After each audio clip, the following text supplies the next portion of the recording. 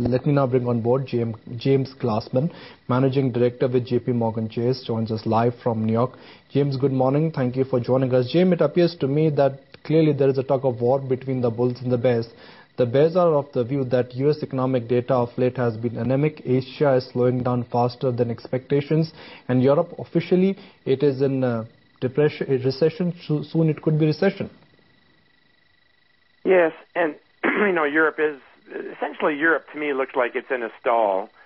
And I think right now the market is kind of dominated by the fear of what's going on in Europe and how long is it going to take to get a clearer idea where the European leaders are taking this process. But, and the truth is the U.S. news has been a little slower. So there are plenty of things to worry about. But I think the truth is we've seen central banks step up to the plate again. And what we're learning is, if need be, they can do more, and the Fed keeps promising they will do more. Sometimes some people say, "Well, gee, aren't they running out of options?" The truth is, central banks don't run out of options. The only thing that holds central banks back is if there's an inflation problem, and that's really the Reserve Bank of India's issue and the weak currency. The Federal Reserve promised that if it turns out that there's more needed, they will respond. So I think right now we're kind of in this awkward moment where the news has been a little softer and there's plenty of political uncertainty. We in the U.S. face very soon, maybe tomorrow, maybe this week, a decision by our Supreme Court about the constitutionality of the health care act that was just passed, and that creates a lot of uncertainty. So people don't like uncertainty, and I think, without clear indications from the economy, it's hard for the bulls to get back in the driver's seat. James, so what is the expectation from the EU summit? Is it going to be another non-event?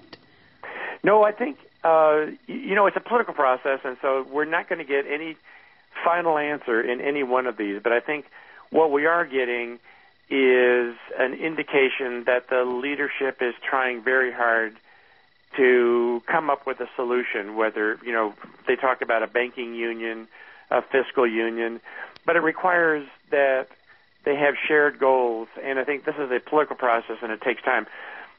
I think what's important about all these, though, is, the whole project could be disbanded, but what we're seeing from the discussions is the body language of these discussions tells us there is a very strong commitment to finishing this project, to continuing it, to continue down the path of economic integration. So I think at the end of the day, what we will find is a rough idea of where they're trying to go and enough of hope that the European process will move us towards greater integration and finally find some way of solving the financial crisis. But unfortunately, this probably isn't going to happen anytime soon, and it does require that we see some sign of stability in the economic, in the economies of these regions. And I think we may not see that till later this fall. James, even though the outlook for U.S. economy for the second half of this year is rather anemic, what explains the recent strength in dollar and the fact that most major emerging market currencies have virtually crashed in last 1 month against the dollar? Yeah, it's probably a relative story because the truth is, we've seen a very significant slowdown in Europe. Europe was growing about 2.5% a year ago. Now it's stalled.